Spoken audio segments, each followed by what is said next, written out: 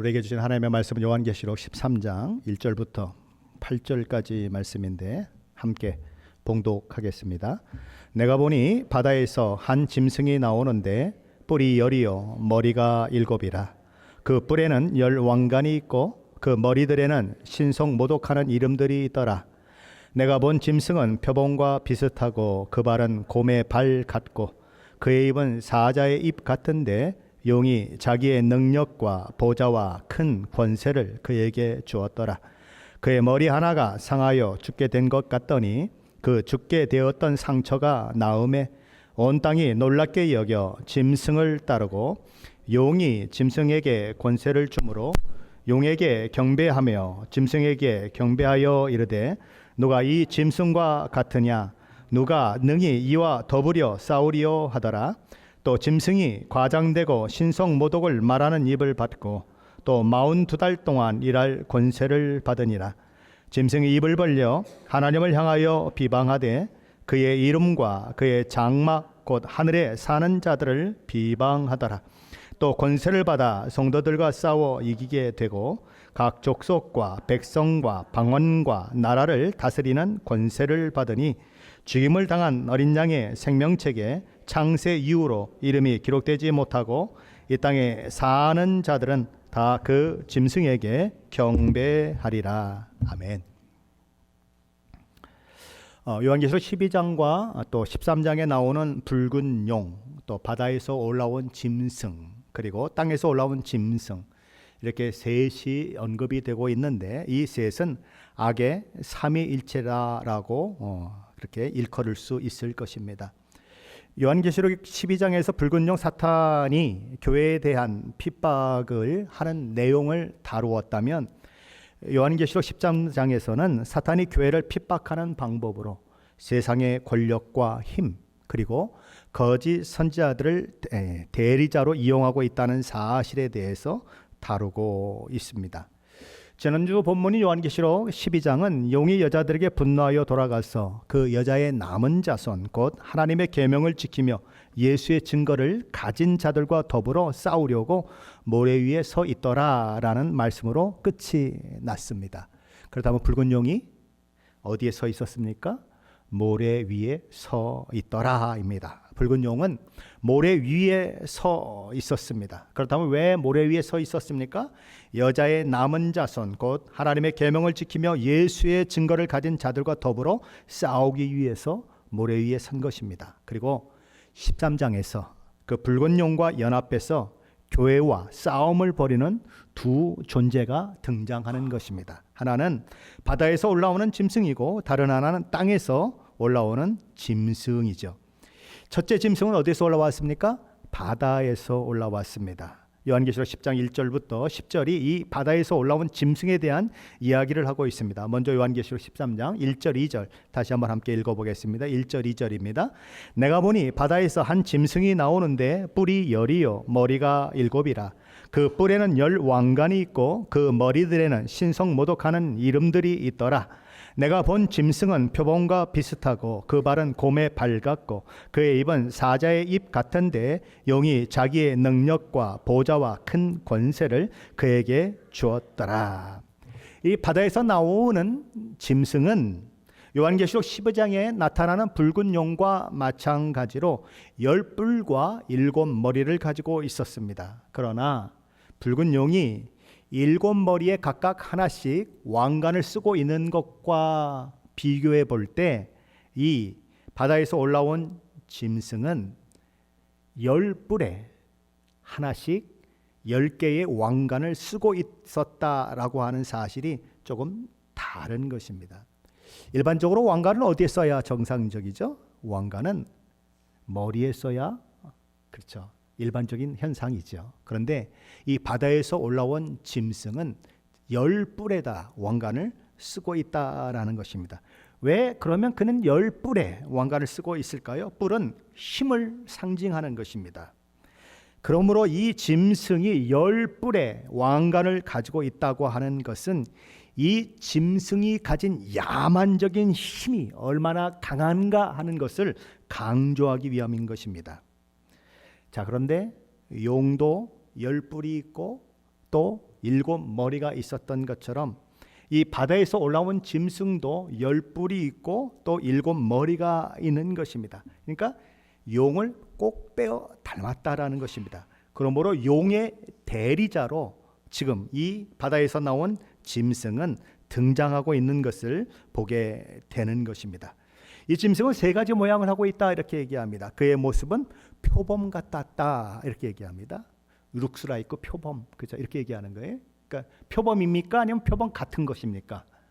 표범 같은 것입니다. 그렇죠?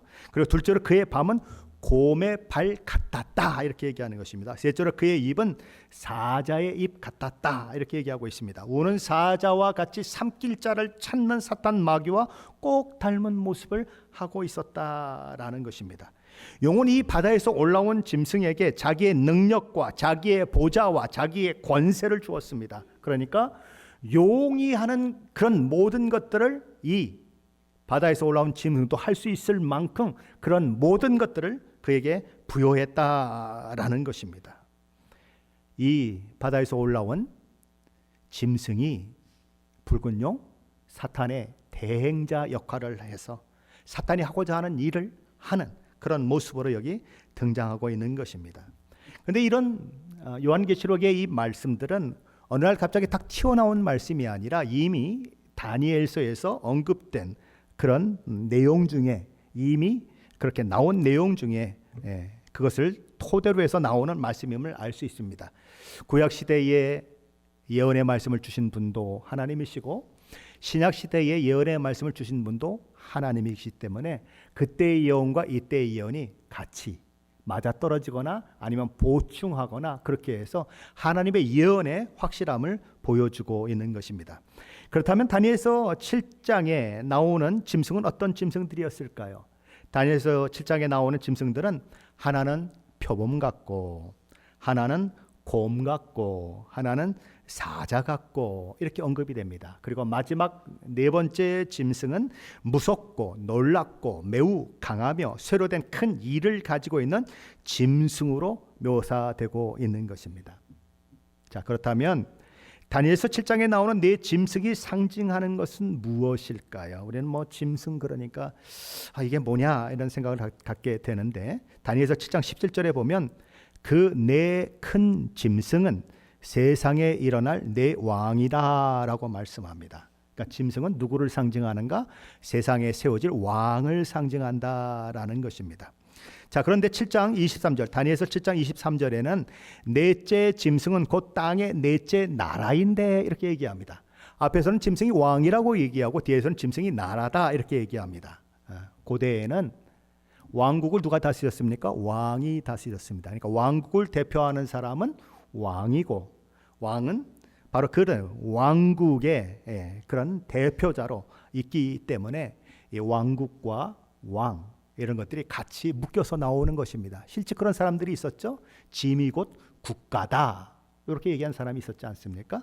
바로 그런 것처럼 이 고대 시대에는 왕과 왕국이 같은 맥락으로 이야기되고 있는 것입니다. 자, 짐승은 뭐다? 왕, 나라, 큰 권세를 가지고 어떤 자기 나라를 다스리든지 어떤 제국을 다스리는 그런 존재다. 여기까지만 한번 생각을 해보시면 좋을 것 같습니다. 자, 그런데 요한계시록과 다니엘서에 나오는 짐승의 차이점이 있습니다. 요한계시록에서는 모습이 표범 같고 입은 사자 같고 발은 곰 같다 이렇게 얘기합니다. 한 짐승입니다. 그렇죠? 한 짐승이라고요. 그런데 다니엘서에서는 그게 각각 한 짐승, 한 짐승, 한 짐승, 한 짐승 이렇게 4 짐승으로 나타나고 있다는 것입니다. 표범의 모습을 가지고 있는 짐승, 곰의 모습을 가지고 있는 짐승, 사자의 모습을 가지고 있는 짐승이 나오고 4번째 짐승은 너무너무 무서운 짐승으로 언급이 되고 있는데 이 4번째 짐승이 바로 요한계시록에 나오는 짐승이 아닐까라고 저는 개인적으로 생각을 하는 것입니다. 왜냐하면 곰도 무서운데 표범도 무서운데 사자도 무서운데 이 3가지가 하나로 합해지면 얼마나 두렵고 무섭겠습니까? 그러니까 4번째 짐승과 이 요한계시록에 나오는 짐승은 같은 짐승을 말하는 것이다라고 저는 생각하는 것입니다. 자, 그런데 이 짐승이 어디로부터 올라왔습니까? 바다로부터 올라왔다라는 것입니다. 모습은 표범처럼 보이는데 발은 곰처럼 보이고 입은 사자처럼 보이면 이게 정상적입니까? 괴물입니까?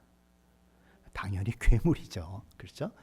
그래서 이 구약 성경에서 바다에서 올라온 괴물은 언제나 뭘로 상징이 됐냐면 하나님의 백성을 박해하는 악한 나라 또는 악한 왕을 상징하는 모습으로 그렇게 등장하는 것입니다. 그래서 애굽을 얘기할 때 무슨 바다의 악어 또는 뭐 바다의 라합, 바다의 괴물을 가리키는 라합, 뭐 이렇게 가리키는 그런 표현들이 나오는 것입니다. 그러니까 바다 괴물은 언제나 하나님의 백성을 핍박하고 박해하는 왕이나 나라들을 가리키는 그런 표현으로 나오는데, 이 바다에서 올라온 짐승도 바로 그런 하나님의 백성들, 하나님의 나라를 박해하는 왕 혹은 나라로 여기 등장하고 있는 것입니다.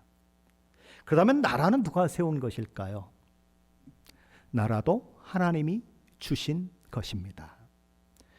하지만 사탄은 그 국가의 권력 혹은 통치권자의 권력을 이용해서 하나님의 방법대로 그래 백성들을 다스리고 하나님의 나라가 이 땅 가운데 이루어지도록 만드는 그 일을 방해하면서 오히려 그런 모든 권력과 그런 모든 나라들이 하나님을 거역하게 만들고 하나님의 진리를 어지럽게 만들 뿐만 아니라 심지어 예수 믿는 사람들을 핍박하는 권력으로 사용되도록 하는데 아주 능숙하게 역할을 한다는 것입니다. 하나님 인간을 왜 창조하셨을까요? 이사야서 43장 21절, 우리가 너무나 잘 아는 말씀이죠. 이 백성은 내가 나를 위하여 지었나니 나를 찬송하게 하려 함이니라. 이것이 하나님이 우리를 창조하신 목적인데, 하나님을 찬양하고 하나님을 경배하는 것이 바로 하나님이 우리를 만드신 이유인데, 이 용의 대행자가 되어 하나님의 백성을 박해하는 바다에서 올라온 짐승, 세상의 왕들은 그것을 완전히 꺾어서 누구에게 경배를 올려드리고 누구에게 예배를 하게 만드는가? 자기 자신에게, 그리고 자기를 그렇게 만든 사탄에게 그렇게 경배와 찬양 그리고 예배를 드리게 만든다라는 것입니다. 그 일들은 이미 로마 제국 안에서 일어났어요. 로마 제국은 기원전 753년 도시국가로 출발을 해서 약 250년간 왕국으로 있다가 약 500여 년이 지난 후에 공화정을 거쳐서 500여 년의 공화정을 거쳐서 기원전 27년에 율리우스 가이우스 옥타비아누스에 의해서 로마 제국으로 출발을 하게 됩니다. 이 로마 제국은 정복 전쟁을 통해서 수많은 땅과 나라들을 자기 나라에 복속시키고 그들을 이제 복종하게 만들고 다스리려는 그런 일들이 있었는데, 이 광범위한 나라들을 다스리는 것이 무력으로만 안 된다는 것을 그들은 알게 되는 거죠. 그래서 뭘 이용하고 싶어 하는가? 종교를 이용하고 싶어 하는 것입니다. 종교는 사람들의 마음을 하나로 묶는 그런 놀라운 그런 일들이 있지 않습니까? 그래서 결국은 그것이 무엇으로 이렇게 나타나게 되느냐 하면 황제 숭배로 나타나게 되는 것입니다. 황제를 신으로 만들어서, 황제가 신이면 어떻게 됩니까? 신 앞에는 누구든지 복종을 해야 되니까 그렇게 만들어서 자기들이 정복한 모든 나라의 그 피지배 계급의 그런 국민들이 다 로마 황제에게 그렇게 굴복하도록, 다스림을 받도록 그렇게 만드는 것입니다. 로마 황제 숭배는 크게 세 가지 형태로 나타났습니다. 첫째 형태는 황제가 죽으면 다음 황제가 원로원의 결의에 의해서 죽은 황제를 신으로 추대하는 것입니다.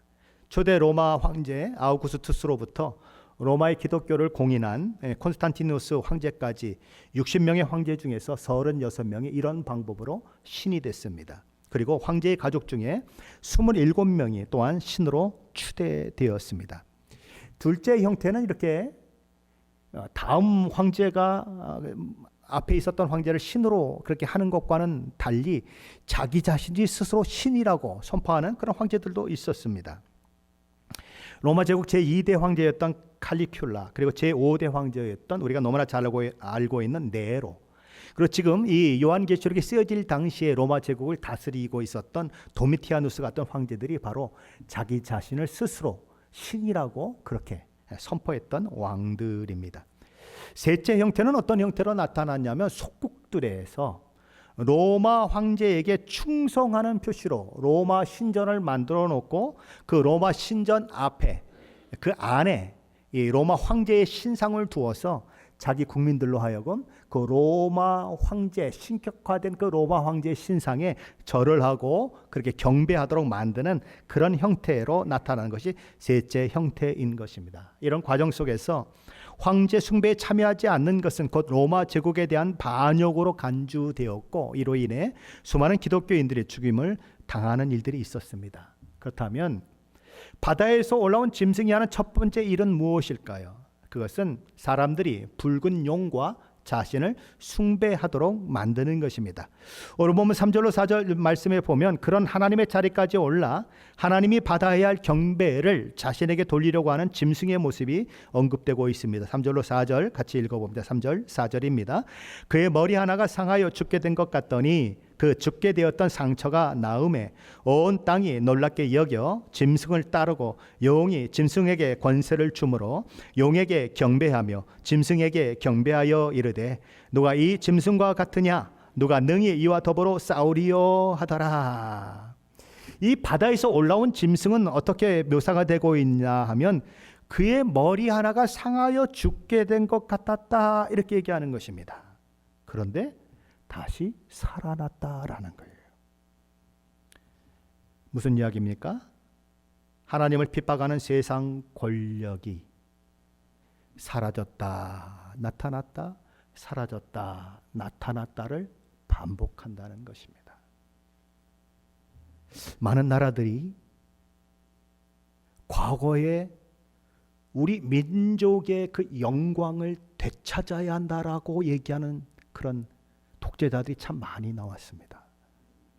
그래서 과거 막 엄청난 영토를 가지고 있었던 그 나라를 꿈꾸는 것입니다. 중국도, 몽골도, 그렇죠? 그리고 히틀러도 이런 꿈을 꾸는 것입니다. 없어진 것 같았는데 다시 세워지고, 없어졌는 것 같은데 다시 세워지면서 이런 나라와 왕들이 결국은 기독교를 박해하는 쪽으로 가는 그런 모습들이 있다라는 것입니다. 그렇게 기독교를 박해했던 네로 황제도 죽었습니다. 그리고 도미티아누스 황제도 죽었습니다. 가톨릭을 국교로 그렇게 만들어 놓고는 성공회와 기독교를 심히 박해함으로써 별명이 피의 여왕으로 불렸던 영국의 메리 여왕 1세도 죽었습니다. 그리고 히틀러도 죽었습니다.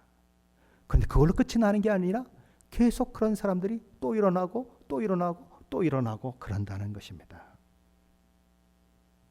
이 일은 계속 되풀이될 것입니다. 이 국가 혹은 권력의 정점에 있는 자를 상징하는 짐승은 불못에 던져질 때까지 계속해서 그렇게 기독교를 박해하는 그 일들을 하게 될 것입니다. 그런 과정 가운데서 이 짐승을 따르는 자들이 있을 것이고, 사탄, 마귀, 용은 그런 짐승에게 권세를 주어서 자기 자신을 경배하게 만들 뿐만 아니라 바다에서 나온 짐승, 세상 권력을 숭배하게 만드는 그 일들을 하게 될 것입니다. 이 용에게 받은 짐승의 권세가 얼마나 컸던지 세상이 감당하지 못할 정도였다. 그것이 어디에 나타납니까? 누가 능히 이와 더불어 싸우리요 라고 하는 말을 통해서 나타나는 것입니다. 용에 의해 능력과 보좌와 큰 권세를 받은 바다에서 올라온 악의 기원을 두고 있는 짐승이 하는 두 번째 일은 하나님을 모독하는 것입니다. 5절 6절 말씀입니다. 한번 같이 읽어봅니다. 5절 6절입니다. 또 짐승이 과장되고 신성 모독을 말하는 입을 받고 또 42달 동안 일할 권세를 받으니라. 짐승이 입을 벌려 하나님을 향하여 비방하되 그의 이름과 그의 장막 곧 하늘에 사는 자들을 비방하더라. 짐승은 붉은 큰 용으로부터 권세와 힘만 받은 것이 아닙니다. 과장되고 신성 모독을 말하는 입도 받았습니다. 뭘 받았습니까? 입을 받았습니다. 이 짐승은 과장된 말을 가지고, 다시 말해 교만한 말을 가지고 지극히 높으신 하나님을 모독할 것입니다. 그리고 하나님을 비방하고 하나님의 이름을 비방하고 하늘에 속한 존재들을 비방할 것입니다. 그럼 여기 하늘에 사는 존재들이 누구냐 하는 거예요. 천군 천사인가 아니면 교회 공동체를 말하는가? 그럼 이것을 우리는 어디서 그 근거를, 이 하늘의 존재들이 누구다라고 하는 근거를 찾아올 수 있을까요? 이미 예언된 다니엘서의 말씀을 통해서 우리는 이것을 확인할 수 있습니다. 다니엘서에 보면 넷째 짐승에 대해서 얘기하면서 이렇게 얘기합니다. 머리에는 10뿔이 있고 그 외에 다른 뿔이 나오매 세 뿔이 그 앞에서 빠졌으며 그 뿔에는 눈도 있고 큰 말을 하는 입도 있고 그 모양이 그의 동료보다 커 보였다라고 언급합니다. 여기 보면 큰 말을 하는 입이 있다 이렇게 나오죠. 그런데 이 뿔이 성도들과 더불어 싸워 그들에게 이기더라라고 기록하고 있고, 장차 지극히 높으신 이를 말로 대적할 것이다 이렇게 기록되고 있습니다. 바로 이 말을 통해서 뭘 해요? 성도들과 싸워 이기는 그런 일들이 있을 것이다. 그러므로 이 하늘의 존재들은 누군가? 성도들, 교회들을 가리키는 것이다 라는 것이죠. 짐승이 하는 세 번째 일은 성도들을 핍박하는 것입니다. 오늘 본문 7절 말씀입니다. 한번 같이 읽어봅니다. 7절입니다. 또 권세를 받아 성도들과 싸워 이기게 되고 각 족속과 백성과 방언과 나라를 다스리는 권세를 받으니, 큰 붉은 용 사탄의 권세를 받은 짐승은 성도들과 싸워 이길 것입니다. 그리고 각 나라와 족속과 백성과 방언, 이런 것들을 굴복시킬 것입니다. 그다음 우리는 이런 생각이 드는 것입니다. 하나님을 이길 존재가 세상에 없는데 어떻게 하나님을 믿는 교회 공동체가 세상에 의해서 이렇게 패배를 당하는 일들이 있을 수 있을까? 이런 생각을 하게 되는 것이죠. 종종 어려운 일을 당할 때 하나님, 내가 하나님을 믿는데 왜 내게 이런 일이 있습니까? 라고 고백하는 것과 똑같은 고백인 것입니다. 근데 우리가 기억해야 할 것은 이 패배가 영구적인 패배가 아니라 일시적인 패배라는 것입니다. 그것을 우리는 어디서 확인했습니까? 지난주에 요한계시록 12장에서 확인했습니다. 그렇죠? 어떤 일이 있었죠? 두 증인이 있었는데, 교회를 대표하는 두 증인이 있었는데 그들이 막 증거를 하고 막 그랬는데 어느 날 죽임을 당하는 것입니다. 그리고 시체조차도 장사되지 못하게 되는 그런 일들이 있는 것입니다. 누가 봐도 패배도 이런 패배가 없는 것입니다.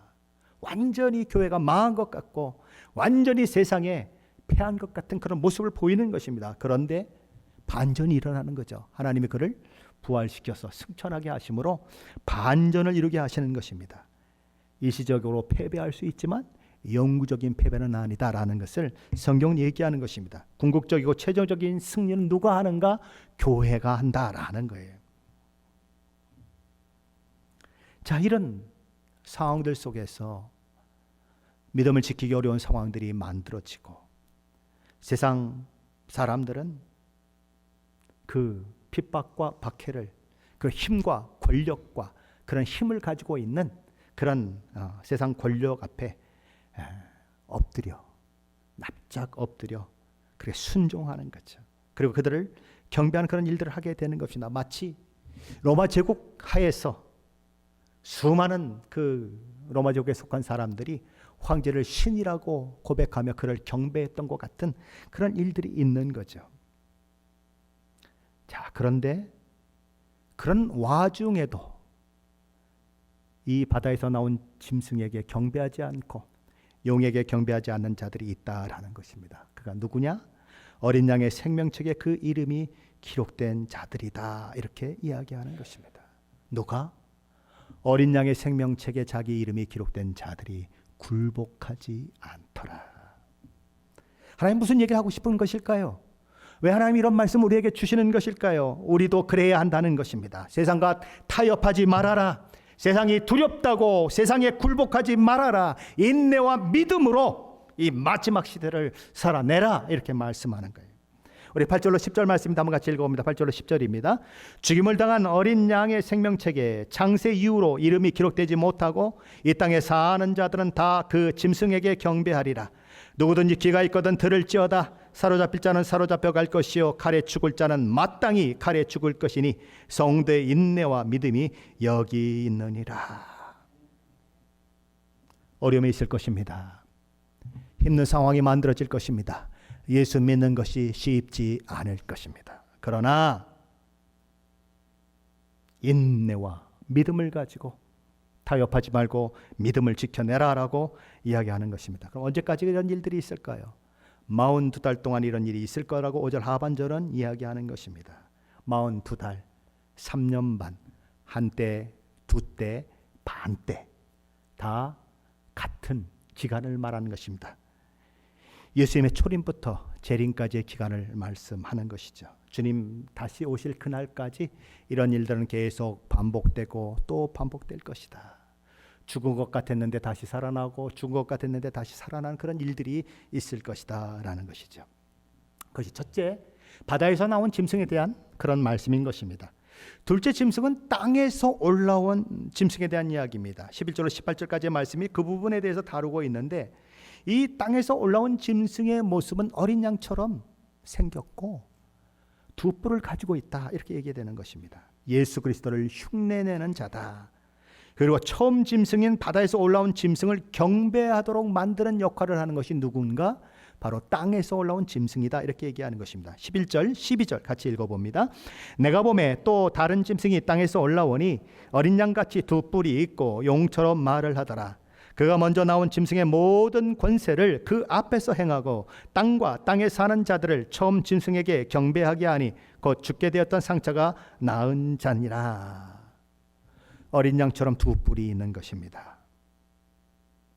누가 봐도 어린 양 예수 그리스도를 닮은 형태를 가지고 있는 것입니다. 그런데 그 입은 누구의 말을 한다고요? 용의 말을 하더라. 사탄의 말을 하더라, 이런 것입니다. 겉으로 보기에는 어린 양처럼 보이는 것입니다. 아무런 해를 끼치지 않는 것처럼 보이는 것입니다. 그러나 내면은 악한 본성으로 가득 차 있어서 용의 권세를 가지고 용의 말을 함으로써 유혹하고 미혹한다라는 거예요. 옛 뱀이 하와와 아담을 속이듯이 사람들을 속여서 멸망의 자식이 되게 만드는 사악한 존재가 누군가? 땅에서 올라온 짐승이다라는 거예요. 바다에서 올라온 짐승은 그야말로 무지막지하게 직접적으로 무리하게 하나님을 반대하는 모습을 보였고, 그리고 신자들을 핍박하는 모습을 보였습니다. 그런데 이 땅에서 올라온 짐승은 다른 것입니다. 이적을 보이고 기적을 베풀고 하늘에서 불을 내리게 하는 이런 일들을 통해서, 우와, 마치 예수님이 이 땅에 계실 때 기적을 행하고 했던 그런 일들처럼 많은 일들로 사람들의 마음을 확 사로잡는 것입니다. 아이고, 하나님이 함께 하시지 않는데 그런 기적이 일어나겠어? 하나님이 함께 하시지 않았는데 그런 하늘에서 불이 내리는 일이 있겠어? 하나님의 능력이 아니고는 그런 일들이 있겠어? 우와, 수많은 사람들이 기적과 이런 것들을 보면서 우르르 따라가는 것입니다. 생김새도 어린 양처럼 되었습니다. 두 뿔을 가지고 있습니다. 속는 것입니다. 그리고 그가 하는 일은 하나님을 경배하는 것이 아니라 용을 경배하게 만들고 바다에서 나오는 짐승을 경배하게 만들다라는 거죠. 반기독교적이고 반하나님적이고 반기독교적인 정책과 반하나님적인 것들을 수없이 쏟아내는 이 세상의 권력과 결탁에서 거짓 선지자의 역할을 하는 사람이다라는 것입니다. 왜 이 땅에서 올라온 짐승이 거짓 선지자입니까? 요한계시록 뒤쪽에 가면 그가 거짓 선지자라고 이야기하고 있기 때문에 그렇습니다. 참 선지자는 당연히 하나님 앞에 경배하도록 이끌어야 합니다. 그러나 거짓 선지자는 사람들을 사탄을 경배하도록 이끌고, 그리고 세상 권력을 숭배하도록 이끈다라는 것입니다. 로마 시대에도 그랬습니다. 수많은 거짓 선지자들이 일어나서 로마 황제를 섬기는 것, 그렇게 하게 만들었습니다. 우리나라도 신사참배할 때 무슨 얘기를 했습니까? 그것은 그냥 국민 의례일 뿐 우상을 숭배하는 것은 아니다라고 교단에서 이야기함으로써 교단 전체가 그렇게 신사참배를 하는 일들이 일어나고, 그래서 그거를 나중에 와서 내가 이런 신사참배한 목사입니다 라고 고백하며 눈물을 흘리는 목사님들이 있는 것은 바로 그런 이유가 아니겠습니까? 언제든지 세상과 타협하려고 하는 거짓 선지자들이 있다는 것입니다. 왜요? 타협하지 않으면 힘이 드니까. 타협하지 않으면 이익을 볼 수가 없으니까 그렇게 하는 것입니다. 이 거짓 선지자는 세상 권력과 타협한 종교적 세력들입니다. 그런데 이 거짓 선지자는 이미 교회 안에 들어와 있고 교단 안에 들어와 있고 신학교 안에 들어와 있는 것입니다. 그래서 뱀처럼 또아리를 틀고 앉아서 독을 뿜어내는 것입니다. 그래서 진리가 오염되게 만들고 특별히 신학교를 오염되게 만들어서 수많은 거짓 선지자의 사상을 가진 목사들을 만들어내는 것입니다. 그리고 그들이 교단에 가고 그들이 교회에 가면 배운 거 그대로 말하면 엉뚱한 짓을 하게 되는 거죠. 하나님의 말씀은 아니라고 그러는데 하나님의 말씀과 다른 것들을 가르치고 그것이 하나님의 뜻이라고 얘기하고 하나님도 그렇게 말씀하셨다고 얘기하는 거예요. 점점 세상은 그렇게 갈 것입니다. 세속 문화와 우상 숭배 제도와 타협하도록 교인들을 이끄는 수많은 거짓 선지자들이 일어날 것입니다.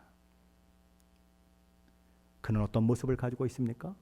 모세가 기적을 행한 것처럼 기적을 행하고 엘리야가 불을 내린 것처럼 하늘에서 불을 내리는 마치 요한계시록 12장에 나오는 두 증인이 했던 일과 똑같은 일들을 하며 사람들을 미혹하고 사람들을 그렇게 자기 수하로 만들었어. 하나님이 아니라 영을, 사탄을 그리고 자기 이 세상 권력을 따르도록 만드는 것입니다. 예수님도 마태복음 24장 24절에서 이렇게 경고하셨습니다. 거짓 그리스도들과 거짓 선지자들이 일어나 큰 표적과 기사를 보여 할 수만 있으면 택하신 자들도 미혹하리라. 이 땅에서 올라온 짐승은 바다에서 올라온 짐승의 우상을 만들 것이다.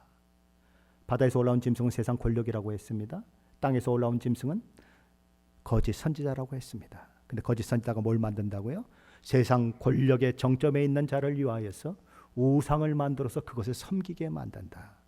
이거 로마 시대에 다 있었던 일입니다. 그렇죠? 로마 황제의 신상을 만들어 놓고 그게 신이다 그러고 경배하게 만들었던 그 일들을 하게 될 것이다. 그런데 심지어 그 우상이 말을 하게 만들 것이다. 뭐 요즘도 보면 무슨 마리아가 눈에서 눈물을 흘렸다 뭐 별거 다 얘기하지 않습니까? 그렇죠?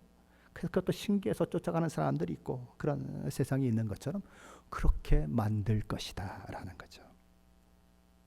그리고 우상에게 절을 하도록 만드는데 만일 절을 하지 않으면 죽음에 이르도록 하는 일까지 할 것이다. 우리 11절로 15절입니다. 같이 읽어봅니다. 내가 보매 또 다른 짐승이 땅에서 올라오니 어린 양같이 두 뿔이 있고 용처럼 말을 하더라. 그가 먼저 나온 짐승의 모든 권세를 그 앞에서 행하고 땅과 땅에 사는 자들을 처음 짐승에게 경배하게 하니 곧 죽게 되었던 상처가 나은 자니라. 큰 이적을 행하되 심지어 사람들 앞에서 불이 하늘로부터 땅에 내려오게 하고 짐승 앞에서 받은 바 이적을 행함으로 땅에 거하는 자들을 미혹하며 땅에 거하는 자들에게 이르기를 칼에 상하였다가 살아난 짐승을 위하여 우상을 만들라 하더라. 그가 권세를 받아 그 짐승의 우상에게 생기를 주어 그 짐승의 우상으로 말하게 하고 또 짐승의 우상에게 경배하지 아니하는 자는 몇이든지 다 죽이게 하더라. 둘째, 짐승, 땅에서 올라온 짐승이 이런 일들을 한다라는 것입니다. 또 하나 이 땅에서 올라온 짐승이 하는 일은 무엇인가? 사람들에게 오른손과 이마에 666표를 받게 한다라는 것이죠. 16절로 18절 말씀입니다. 한번 같이 읽어봅니다. 16절로 18절입니다. 그가 모든 자, 곧 작은 자나 큰 자나 부자나 가난한 자나 자유인이나 종들에게 그 오른손이나 이마에 표를 받게 하고 누구든지 이 표를 가진 자 외에는 매매를 못하게 하니 이 표는 곧 짐승의 이름이나 그 이름의 수라 지혜가 여기 있으니 총명한 자는 그 짐승의 수를 세어보라. 그것은 사람의 수니 그의 수는 666이니라. 666표가 드디어 나왔습니다. 사람들이 그렇게 관심을 가지고 있는 666표. 도대체 666이 뭐냐? 요한계시록 7장에 보면 하나님의 인을 치는 그죠? 그래서 하나님의 인을 치기까지 바람을 불지 못하게 만들고 하나님의 인을 치는 그런 일들이 기록되어 있죠. 그럼 하나님의 인이 이마에 쳐지면 그것이 눈으로 확인이 될까요? 안 될까요? 예수 믿는 사람들은 하나님의 인이 쳐진 사람들이에요. 자, 한번 옆에 한번 쳐다보세요. 이마에 인이 있는가 없는가 한번 쳐다보세요. 없으면 다 거짓말이죠. 다 예수 안 믿는 사람들이죠. 그래요, 안 그래요? 안 그래요, 그래야죠. 그렇죠? 맞죠. 안 보이는 것입니다. 영적인 것입니다.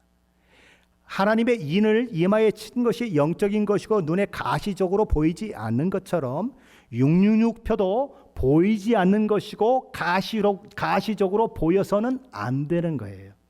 그걸 저와 여러분은 기억해야 하는 것입니다. 과거에 컴퓨터가 나와가지고 엄청 막 난리쳤을 때 컴퓨터가 666이라고 얘기했습니다. 바코드가 나왔을 때는 바코드가 666이라고 얘기했습니다. 신용카드가 나왔을 때는 신용카드가 666이라고 얘기했습니다. 나중에 오바마 정부가 법으로 만들어가지고 베리피케이션 칩이라고 하는 것을 우리 몸에 심으려고 했을 때 그게 666표다라고 얘기했습니다. 어떤 목사님이 그거 666표라 그래요. 오른손에 받고 이마에 받으면 큰일 난다고. 그래서 내가 그랬어요. 그러면 사고로 오른손이 없는 사람은 어떡하죠?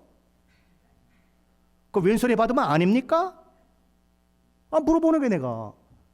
아니 오른손과 이마에만 받는다며요. 그러면 오른손이 잘린 사람은 어떻게 합니까? 그럼 왼손에 받아요? 그럼 그 사람은 666표 안 받은 겁니까? 이게 참 안 되는 거예요. 뭐라고요?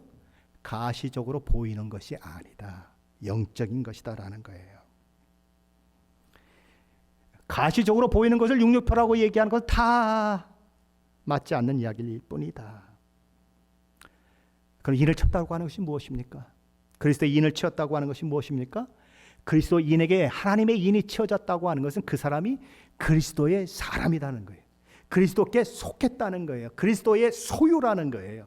그게 강조되는 것입니다. 인을 쳤다는 것은. 그러니까 옛날에도 말 같은 데 보면은 인을 딱 쳤잖아요. 어느 농장의 말인지를 딱 했다고요. 노예들에게도 인을 쳐서 누구 소유인지 주인이 누구인지를 쳤다고요. 그러니까 인을 친다고 하는 그런 의미예요. 하나님께 속한 자요, 하나님의 은혜와 복을 누리는 자요, 하나님이 다스리는 자요, 하나님이 보호하는 자요, 이런 것들을 표시하기 위해서 인을 친 것처럼 666도 마찬가지인 것입니다. 누구에게 속았는가? 짐승의 수요 사람의 수다. 바로 하나님이 아니라 세상에 속한 자임을 그렇게 여기에 지금 드러내고 있는 것입니다. 그리스도인, 하나님의 인을 받은 그리스도인들도 고난을 만날 수 있을 것입니다. 순교당하는 일들도 있을 것입니다. 하지만 궁극적으로 그들은 부활의 영광을 누리고 영생의 상을 받을 것입니다. 하지만 666표를 받은 비신자는 이 땅에서 일시적인 번영을 누릴 것이고, 그러지만 궁극적으로는 불못에 떨어져 영원토록 고통을 당하는 영벌에 처해지게 될 것입니다. 666표를 가지고 많은 이야기들을 합니다. 특별히 666표가 네로 황제를 가리키는 것이다라고 주장하는 분들이 있습니다. 이 666표를 히브리어 단어로 해가지고 그 숫자를 하면 666이 나온다 이렇게 얘기하는 거예요. 근데 왜 헬라어로 기록된 성경을 갖다가 굳이 히브리어로 단어로 해석을 해야 되는지 저는 이해가 안 갑니다. 또 그렇게 666을 만들려면 네로가 아니라 네론이 되어야 합니다. 니은이 붙어요. 네론. 눈이라고 하는 이 히브리어 단어가 거기 붙어 있어요. 히브리어 그 알파벳이.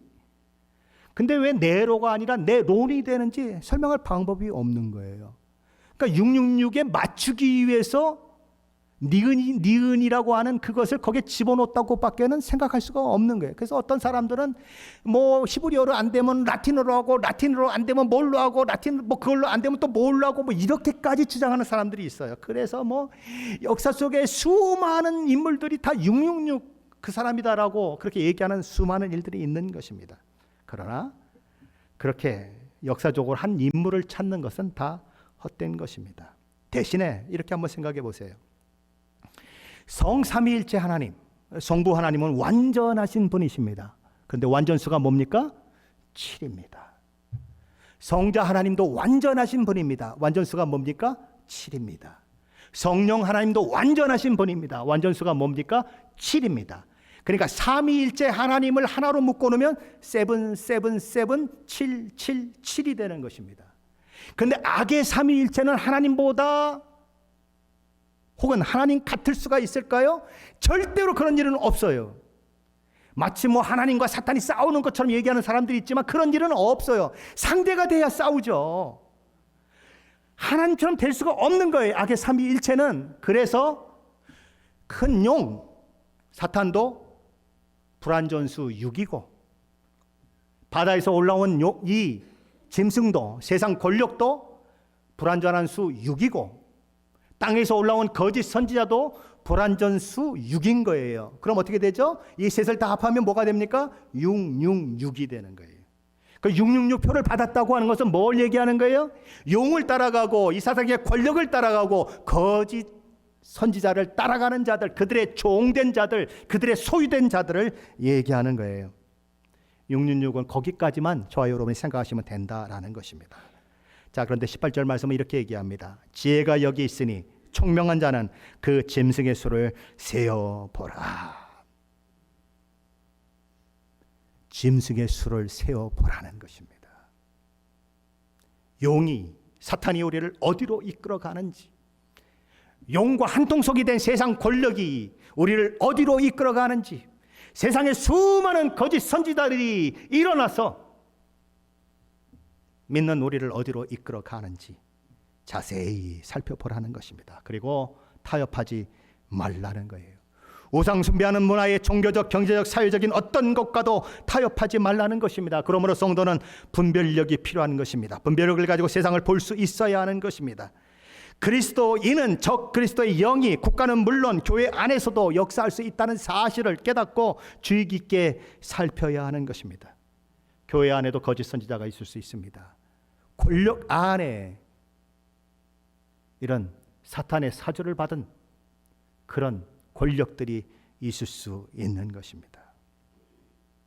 하나님 국가를 두신 이유는 뭘까요?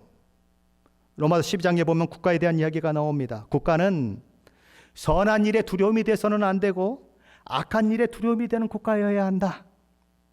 국가의 권세는 악을 행하는 자에게 진노하고 보응하는 그런 나라가 되어야 한다. 이게 로마서 이 12장, 13장에 나오는 그런 국가에 대한 이야기들인 것입니다.